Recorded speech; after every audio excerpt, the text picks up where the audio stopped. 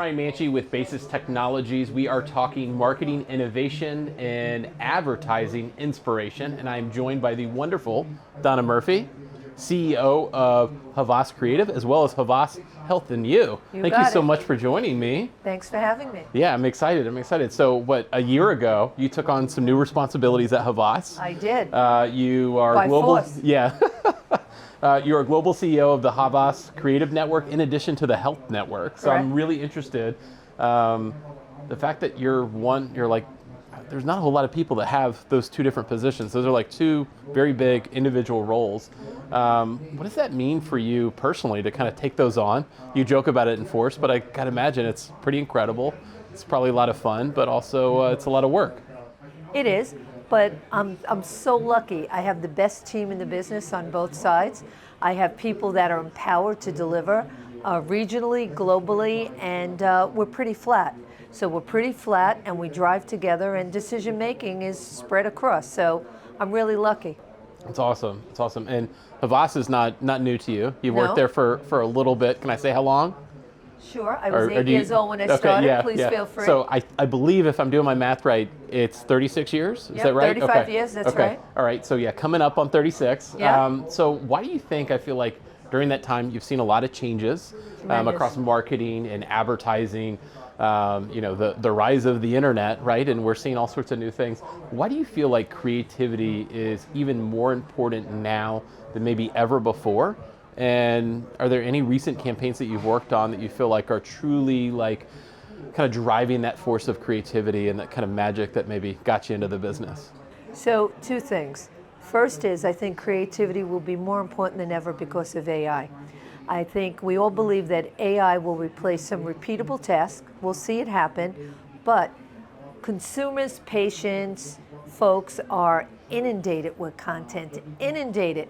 And how do you differentiate content to get people's attention and action? It's with brilliant creative. So AI is going to raise the bar of creative more than it ever has. We truly believe that. We're ready for the challenge, but we need bold clients willing to take a risk. So if we have those bold clients, we could deliver brilliance. And the other interesting thing is the convergence of health with consumer has been more important than ever. If you think about post-COVID, everything that's happening today has a health component to it, and I'm going to give you an example. So one campaign we're extremely proud of is Vanish for Wreck-It. Vanish is a laundry detergent. So if you think about women with autism or girls who are totally overlooked, they need comfort and familiarity, and they need consistency.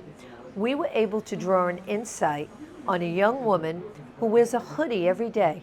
And this black hoodie was extremely important to her for continuity and comfort in her daily life.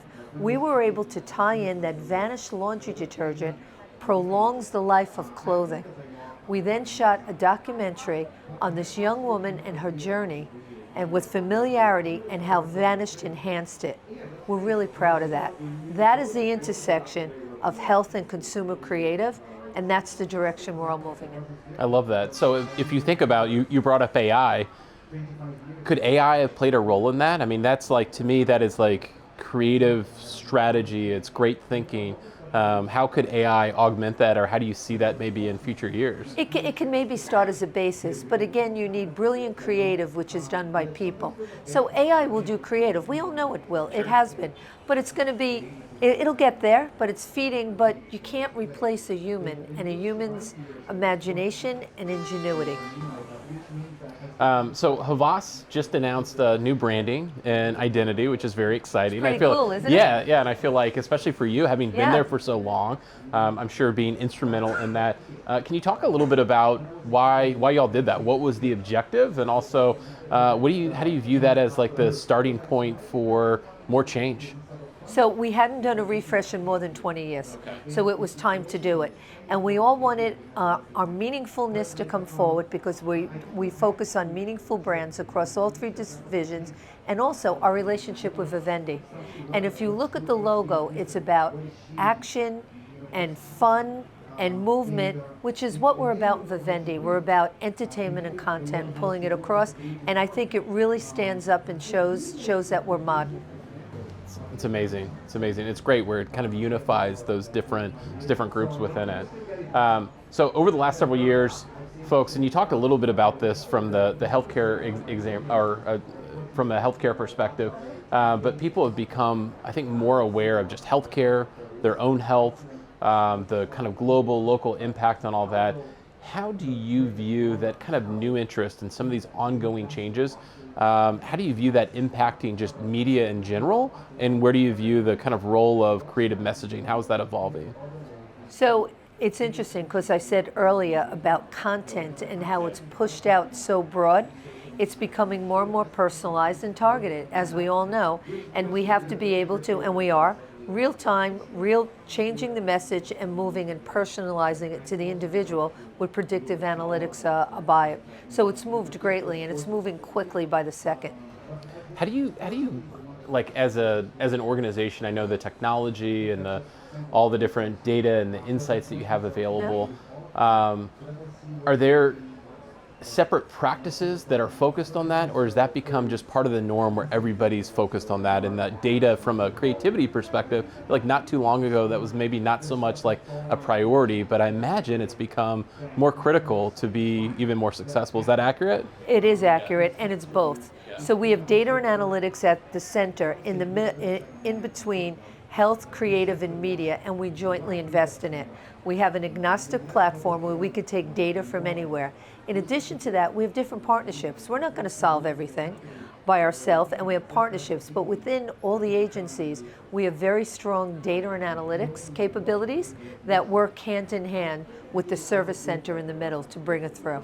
It's very smart. It's very smart, and may actually lead into this next question. So, Havas Health and You has been consistently recognized as a incredible place to work. Many awards through the years. What do you feel like is the secret to creating that culture, and I guess maintaining and kind of growing that culture to attract, retain, and really offer that growth to the employees? You know, it's kind of interesting. When I interview folks, I always tell them, we are a culture of we's, not me's. If you're a me, you're in the wrong place. And the second thing I always say is constant change here. If you're not up for change, you're in the wrong place. Change brings opportunity. So I think the thing that's important to us is we have transparency, and we have a culture that's very family-like. It's very family-like, and we're in it together. It's amazing. I love that. I love that. Is there anything, we're in the south of France at Cannes. Yeah. I know that you all have already been recognized, already won quite a few awards, so congratulations on that. Won 5 goals last night and counting. Fantastic, fantastic. Yeah, keep it going, right? Is there anything that you've heard, conversations you've had over the last couple of days that's gotten you really excited and kind of interested in the future and maybe where things are going? So 2 things. One is everyone's talking about AI. That's all they do is talking about AI. Last year it was metaverse.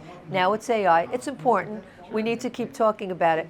But one thing that really excites me about Cannes is the talent. Yeah. Right now when we're speaking, we're hosting 400 young students from universities all over the world in the Havas Cafe.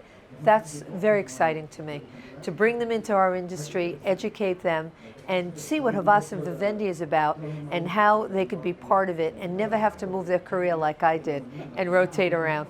It's amazing. It's amazing. I feel like what a great opportunity to be able to offer that for the future of the industry, the young creatives that are out there. So really fantastic. I really appreciate your time. Thank you. I know Thanks for having me. busy week, but taking some time out of your day to share some of your insights and offering some marketing inspiration and advertising innovation. So thank you so much, Donna. Thank you for having me. Appreciate it. Thank you.